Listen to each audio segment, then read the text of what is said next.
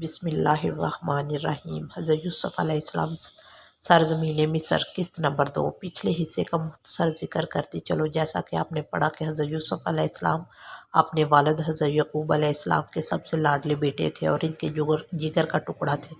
انہوں نے ایک خواب دیکھا جس کی نہایت خوبصورت تعبیر ان کے والد نے بیان فرمائی اور منع کیا کہ اس کے بارے میں بھائیوں کو نہ بتائے کیونکہ وہ حاسدوں میں سے ہے۔ اور پھر ایک دن والد کے نہ چاہنے کے باوجود بھائی انہیں کھیلنے لے گئے اور کنویں میں ڈال دیا۔ واپس آ کر والد کو جھوٹ موٹ کہا کہ یوسف علیہ السلام کو بیٹیا کھا گیا۔ والد رنجیدہ ہوئے اور معاملہ اللہ پر چھوڑ دیا۔ ادھر حضرت یوسف علیہ السلام کو ایک قافلے والوں نے کنویں سے نکال لیا۔ اب پڑھیے آگے۔ حضرت یوسف علیہ السلام قافلے کے ساتھ مصر پہنچ گئے اور وہاں قافلے والوں نے انہیں بیچ ڈالا اور عزیز مصر یعنی شاہ مصر کے وزیر نے انہیں خریدا۔ وہ ملک کے خزانوں کے معاملات کا ذمہ دار تھا۔ اس نے اپنی بیوی سے کہا کہ اس کو عزت و احترام سے رکھو، بعید نہیں کہ یہ ہمیں فائدہ دے یا ہم اسے بیٹا بنا لیں گے۔ اس طرح اللہ پاک نے حضرت یوسف علیہ السلام کو عزیز مصر کے گھر میں جگہ دی، یعنی ان میاں بیوی کے دل میں یہ بات ڈال دی کہ حضرت یوسف علیہ السلام کا حال رکھیں اور حسن سلوک کریں، اور پھر یوسف علیہ السلام کو باتوں کی سمجھ اور خوابوں کا علم عطا فرمایا۔ حضرت یوسف علیہ السلام جوانی کی دہلیز پر پہنچے تو آپ کا حسن و جمال اور مردانہ وجاہت اپنے عروج پر تھی۔ عزیز مصر کی بیوی آپ کے حسن پر فریفتہ ہو گئی اور آپ کو ورگلانے کی سعی کرنے لگی اور وہ نازیبا مطالبہ کیا جو آپ کے مقام و مرتبہ کے لائق نہیں تھا۔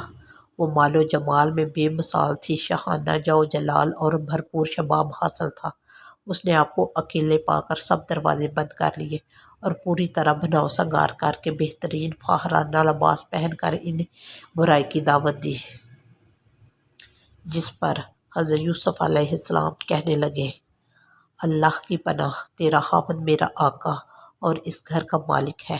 اس نے مجھ پر احسان کیا اور عزت و احترام سے رکھا ہے۔ بے انصافی کرنے والوں کا بھلا نہیں ہوتا اور میں بے انصافوں میں سے نہیں ہوں۔ پھر آپ اس عورت سے بچنے کے لیے دروازے کی طرف دوڑے۔ اس نے آپ علیہ السلام کا پیچھا کیا اور قمیض پکڑی تو وہ پیچھے سے پھٹ گئی اور اسی وقت دروازے کے قریب ہی عورت کا شوہر بھی مل گیا۔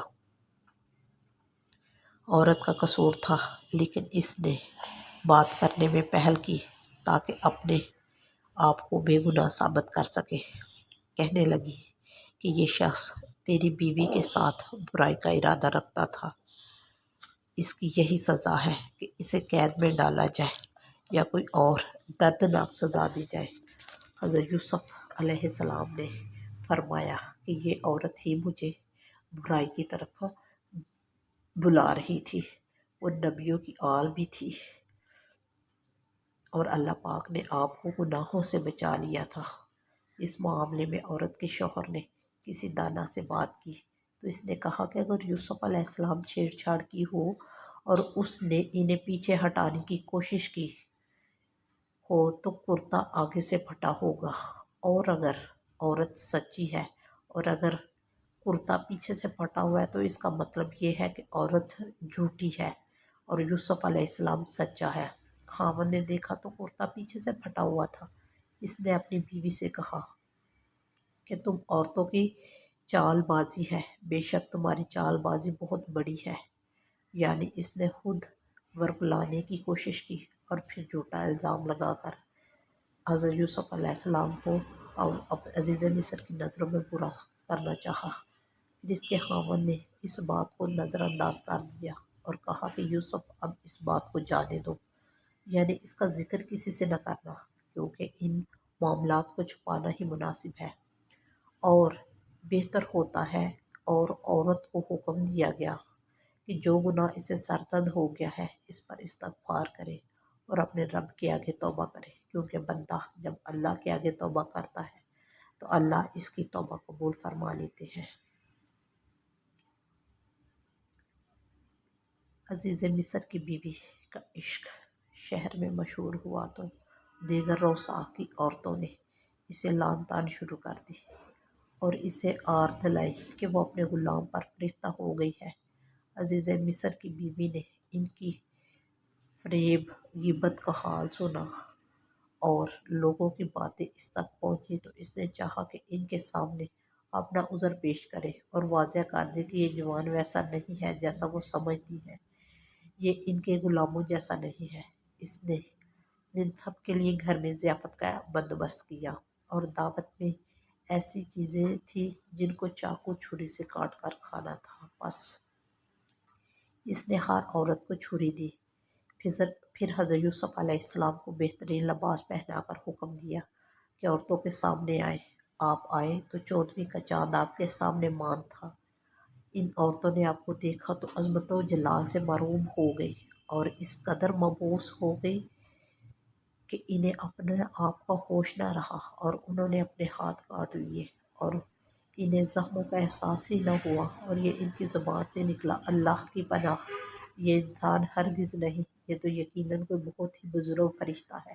اس وقت عزیز مصر کی بیوی نے کہا، یہی ہے وہ جن کے بارے میں تم مجھے طعنہ دے رہی تھی۔